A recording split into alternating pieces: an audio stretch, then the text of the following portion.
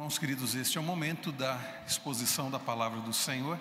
Eu espero que você esteja com muita expectativa para ouvir a voz do Salvador, como nós acabamos de cantar. E o Senhor Ele fala através da sua palavra, da bendita palavra do Senhor. Vamos então abrir nossas Bíblias em 1 João, capítulo 3, lá no finalzinho da Bíblia, nós estamos expondo esta carta. 1 João, capítulo 3.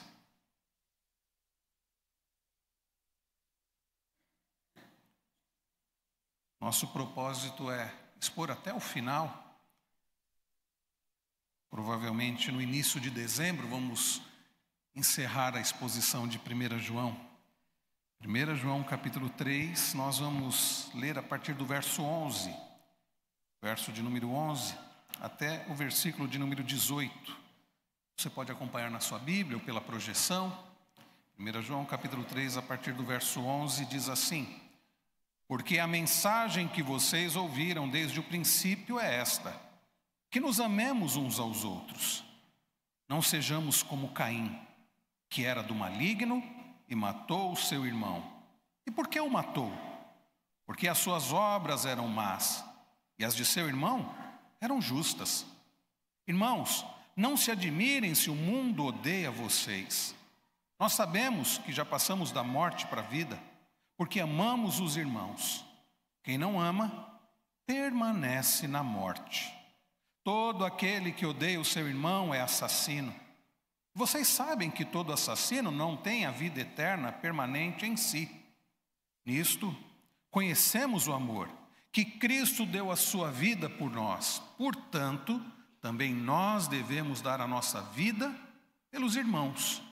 Ora, se alguém possuir recursos deste mundo e vê seu irmão passar necessidade, mas fecha o coração para essa pessoa, como pode permanecer nele o amor de Deus?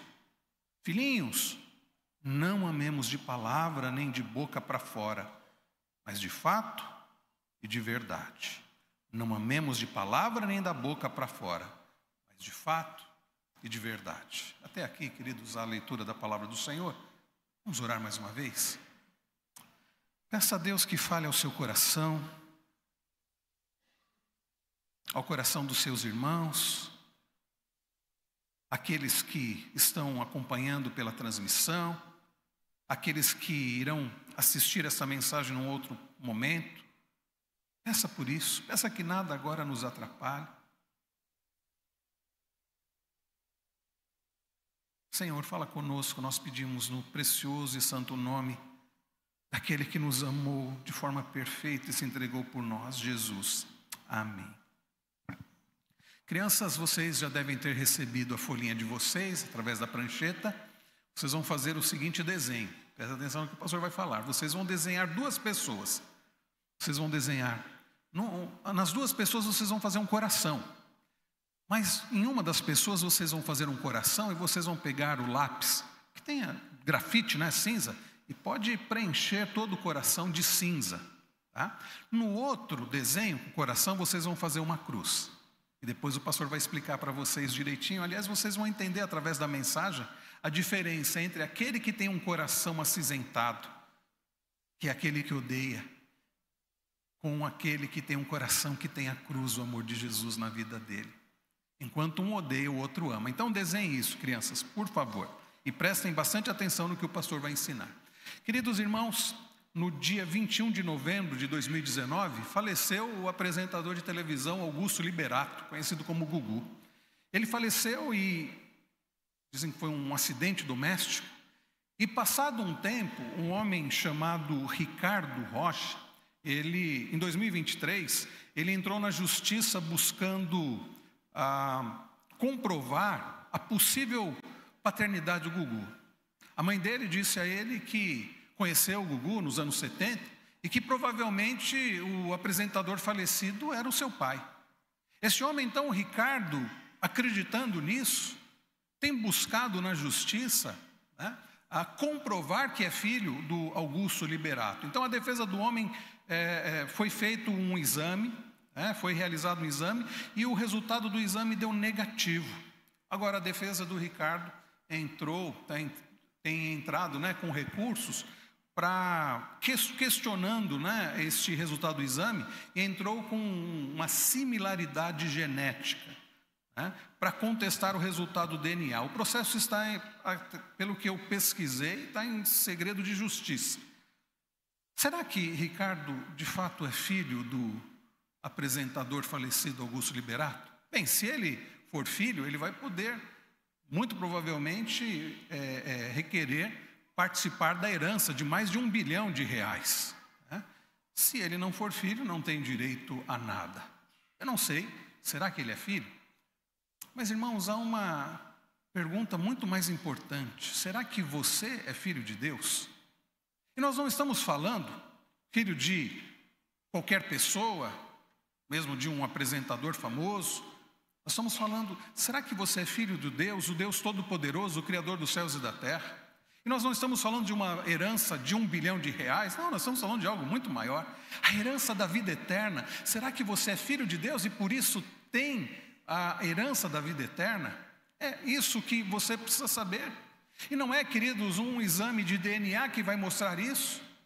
Mas nós temos aprendido nesta carta, através de sucessivos testes que o nosso irmão João deixou para nós, para podermos averiguar se de fato de quem nós somos filhos. Se somos filhos de Deus ou se somos filhos do diabo. Aliás, foi isso que nós vimos no domingo passado, porque não há outra alternativa. Ou você é filho de Deus ou você é filho do diabo. Porque se vocês lembrarem, na semana passada, o pastor Leandro nos ensinou aqui, olhem a partir do verso de número 7, diz: filhinhos, não deixem enganar por ninguém, aquele que pratica a justiça é justo assim como ele é justo, aquele que pratica o pecado procede do diabo, porque o diabo vive pecando desde o princípio. E se vocês olharem o verso de número 10, ele diz: nisto são manifestos os filhos de Deus e os filhos do diabo, todo aquele que não pratica a justiça não procede de Deus. E o mesmo vale para aquele que não ama o seu irmão. Percebam, queridos, como é algo muito sério. E é algo que você precisa sair daqui tendo a certeza se você é filho de Deus ou se você é filho do diabo. E como eu disse, não há uma outra alternativa. Não, você precisa ter essa certeza. E hoje nós vamos aprender, o resumo da mensagem dessa manhã é que os filhos de Deus são ordenados, e mais do que isso, são capacitados a amar uns aos outros, à semelhança de Cristo, de forma prática e sacrificial. Eu vou repetir, é bem simples o resumo da mensagem desta manhã. Os filhos de Deus são ordenados e capacitados a amar uns aos outros, de forma à semelhança de Jesus, não de palavra, não da boca para fora, mas de forma prática e sacrificial.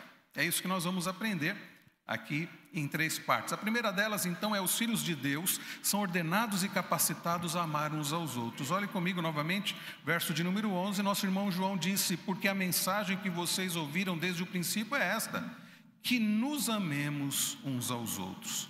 Talvez você possa dizer, mas de novo essa história, mas de novo essa mensagem que devemos amar uns aos outros.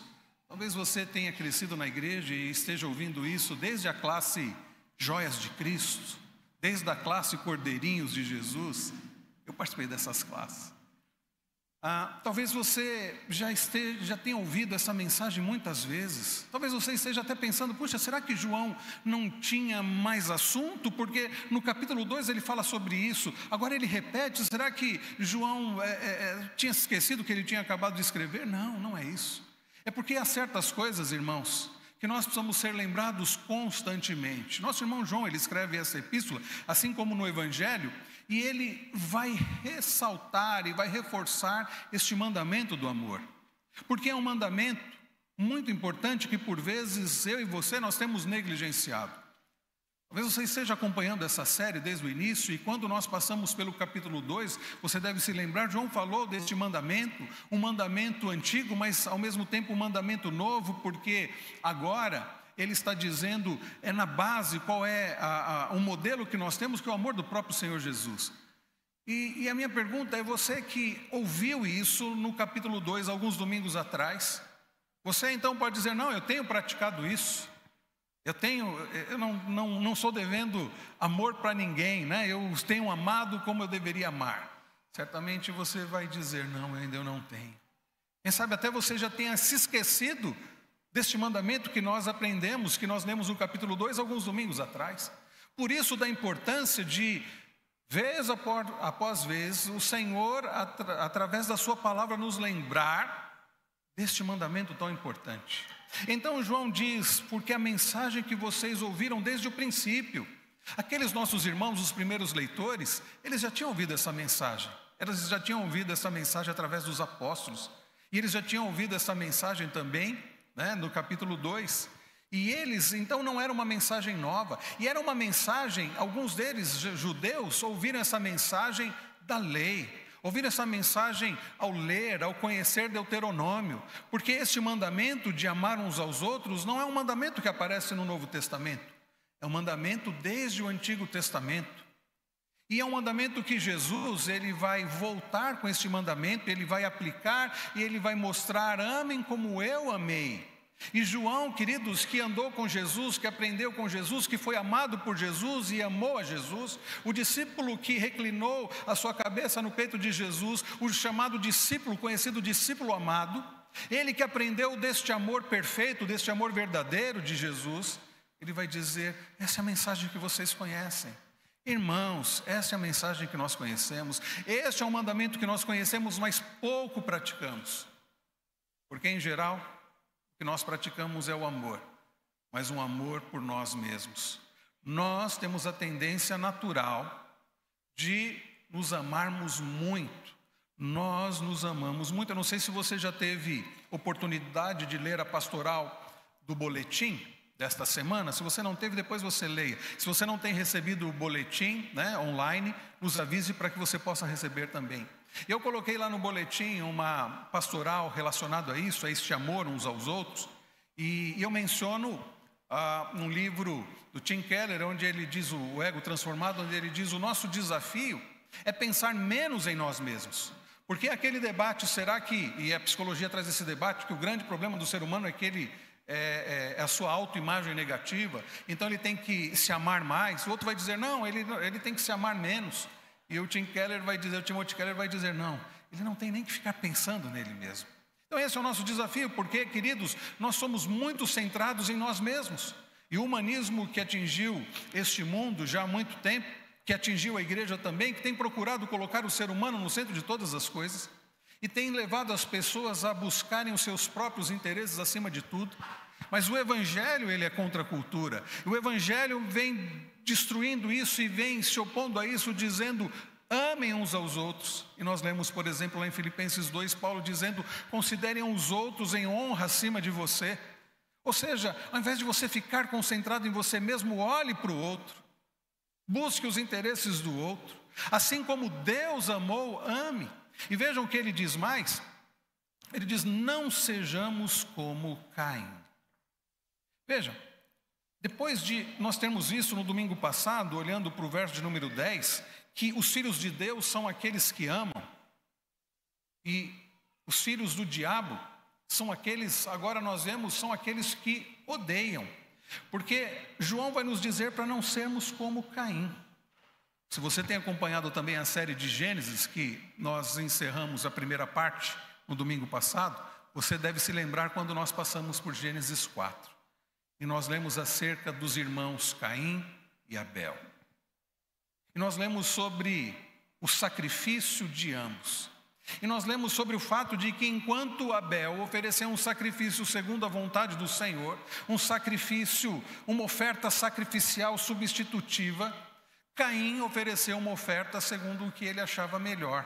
Ele adorou a Deus conforme a cabeça dele mesmo. E vejam o que diz aqui João, ele diz, não sejamos como Caim, que era do maligno. E você vai se lembrar em Gênesis que nós temos visto sobre duas sementes, duas descendências, a descendência da serpente e a descendência da mulher. E a descendência da serpente, a qual Caim faz parte, é aquela descendência daqueles que, e nós todos nascemos nessa descendência, e pela graça de Deus, somos retirados dessa descendência e colocados na descendência da mulher, na descendência de Abel, na descendência de Sete, na descendência de Cristo. Mas a descendência da serpente é a descendência do maligno. é a descendência do ódio. Olha o que ele diz, que era do maligno e matou o seu irmão. E então João faz a pergunta, e por que o matou? E o próprio João responde, Caim matou o seu irmão porque as suas obras eram más, porque o seu coração era mau. Caim fez aquilo que lhe era próprio, porque alguém que tem um coração mau vai agir com maldade. Lembram-se do que Jesus disse? A boca fala do que está cheio? O coração. Então você vai agir conforme a sua própria natureza. É por isso que nós vimos no domingo passado, olhando para o verso 7, que diz: aquele que pratica justiça é justo, como ele é justo.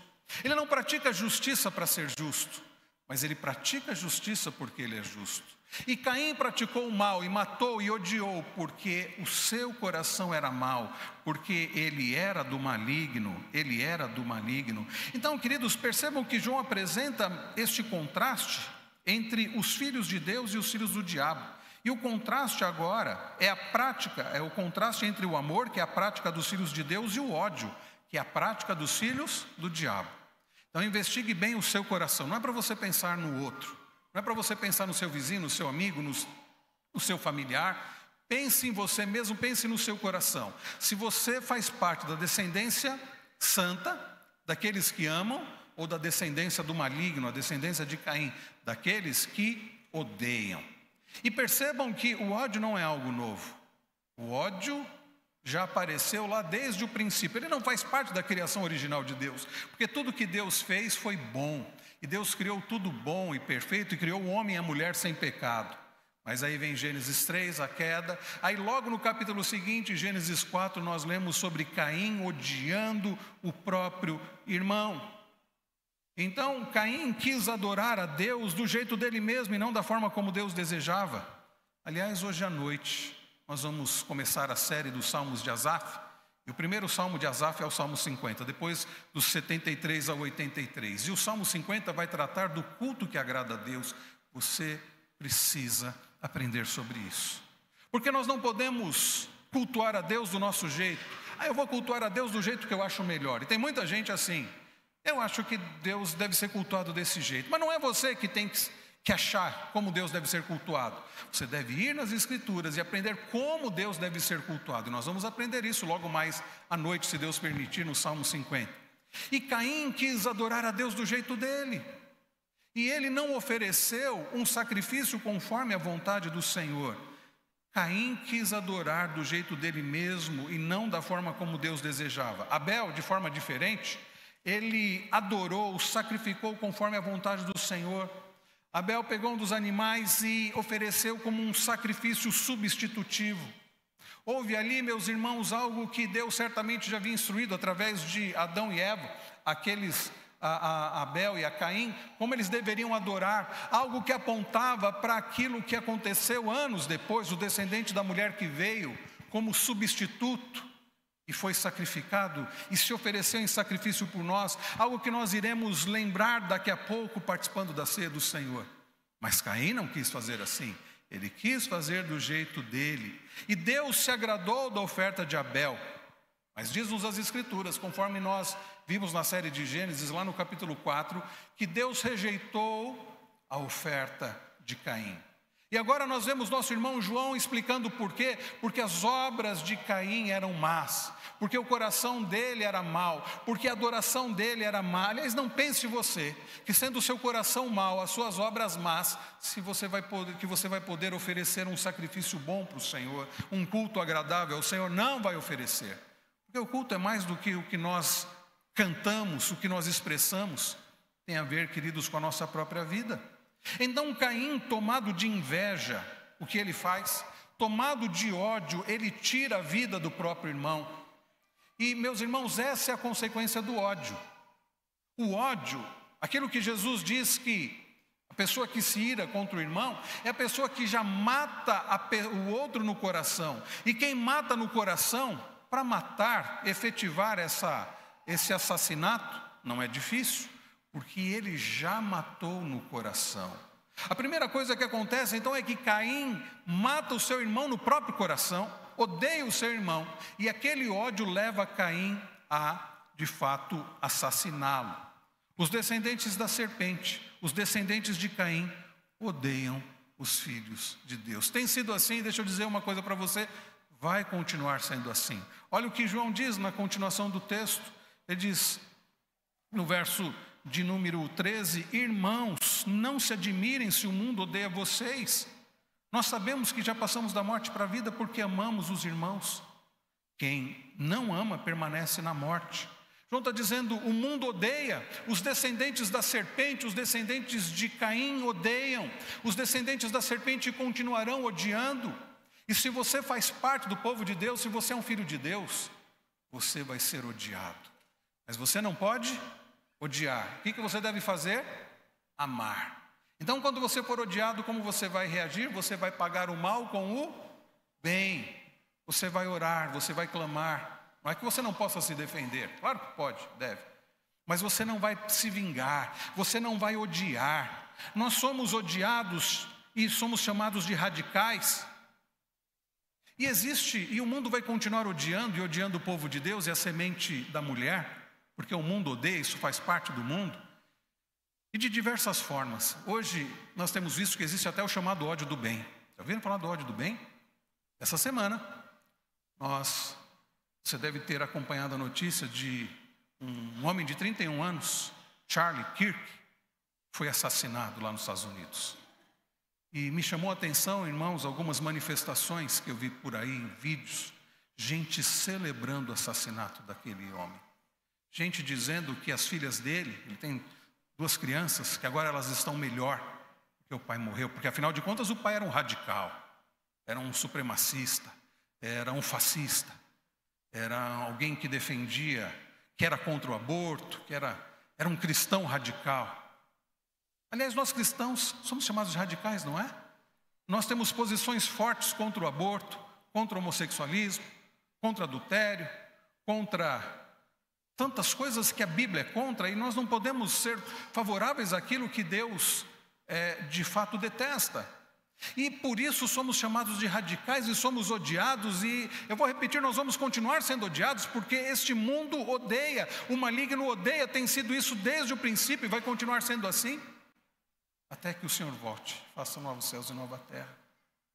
Mas até lá, irmãos, nós vamos continuar sendo odiados. O que nós não podemos é odiar. E o contraste é muito claro. Os filhos do diabo, eles odeiam, mas os filhos de Deus devem amar. E João vai deixar muito claro isso no final do versículo de número 14. Ele vai dizer, aliás, todo o verso 14, nós sabemos que já passamos da morte para a vida porque amamos os irmãos. Quem não ama permanece na morte. E ele vai complementar no verso 15 dizendo, todo aquele que odeia o seu irmão é assassino, e vocês sabem que todo assassino não tem a vida eterna permanente em si. A pergunta é, você faz parte de qual descendência? Da mulher ou do maligno? Da descendência de Abel, de Sete, que veio substituir Abel, que foi assassinado, ou da descendência de Caim? Você ama ou você odeia?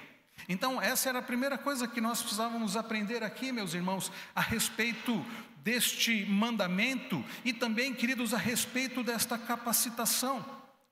Porque Jesus, no seu amor, no seu próprio amor sacrificial, nos salva para que sejamos capacitados para amá-lo. Olha o verso de número 16. Eu costumo dizer que nós gostamos muito de João 3,16, que nós lemos no início do culto, mas 1 João 3,16 é diferente, não é? Não é tão diferente, o início é bem parecido, porque vejam o que diz o versículo. Diz assim, nisto conhecemos o amor, que Cristo deu a sua vida por nós. Até aí, muito parecido com João 3,16. Deus amou o mundo de tal maneira que deu o seu Filho unigênito para que todo que nele crê não pereça, mas tenha vida eterna. Agora perceba a continuação do verso de número 16. Também nós devemos dar a nossa vida pelos irmãos. É aqui que complica, não é? A gente gosta muito de João 3,16, mas quando chega a 1 João 3,16 tem esse também. Cristo deu a sua vida por nós. Cristo amou sacrificialmente. Cristo entregou o seu corpo e verteu o seu sangue por nós. E aí João diz também, nós devemos dar a nossa vida pelos irmãos. Não é que João está dizendo que nós precisamos salvar os irmãos, assim como Jesus morreu para a nossa salvação, nós devemos morrer para salvar alguém. Não, não, não. Nós não temos esse poder. Nós não temos poder para salvar ninguém. Esse morrer, o que João está dizendo é, assim como o amor de Jesus foi um amor na prática, foi um amor sacrificial, assim também deve ser o nosso amor. Deve ser um amor, como diz João, um amor na prática. Olha o que ele diz no verso 17. Ora, se alguém possui recursos desse mundo e vê seu irmão passar necessidade, mas fecha o coração para essa pessoa, como pode permanecer nele o amor de Deus? Então você sabe que você deve amar os seus irmãos. Aí você vê um irmão que precisa de fato. Ele está passando necessidade e você tem condições de auxiliá-lo. Você tem condições de socorrê-lo. Mas você faz como aquele levita ou aquele sacerdote da parábola que Jesus conta do bom samaritano. Está lá o homem caído na estrada, machucado, ferido. Passa o sacerdote e atravessa para o outro lado. Passa o levita, atravessa para o outro lado. Mas é o samaritano que para cuidar. Então, o levita e o sacerdote, ambos profundamente religiosos, conhecedores da lei do Senhor, mostraram nesta história que Jesus conta nessa parábola, que de fato eles não amavam. É possível então uma pessoa ser religiosa, uma pessoa falar do amor de Deus, falar que ama, mas de fato não ama, quando ela não pratica esse amor. E vejam como João conclui no verso de número 18, filhinhos, e ele sempre de forma amorosa, né? Filhinhos, não amemos de palavra nem de boca para fora, mas de fato e de verdade. Nós precisamos, irmãos, amar de forma prática. E só vai amar de forma prática aquele que pertence ao Senhor, aquele que já foi amado. Assim, queridos, como Caim, e um comentarista bíblico chamado Simon Kistemaker, ele diz isso: Caim não se tornou filho do diabo porque assassinou seu irmão, mas sendo um filho do diabo, suas ações eram malignas e culminaram com o assassinato de Abel. Então ele matou porque ele já era filho do diabo.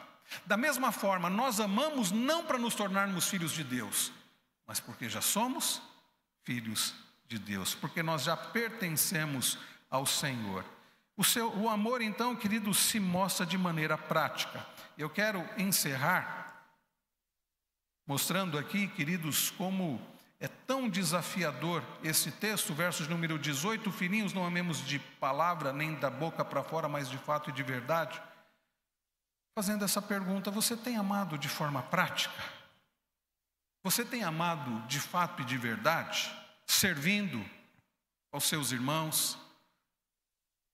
Servindo uns aos outros. Aliás, este é o tema que nós temos estudado nos grupos familiares. Se você não tem participado dos grupos familiares, você está perdendo. Nós estudamos recentemente sobre esse amar uns aos outros. Essa semana nós vamos falar sobre a ideia de nós cuidarmos uns dos outros.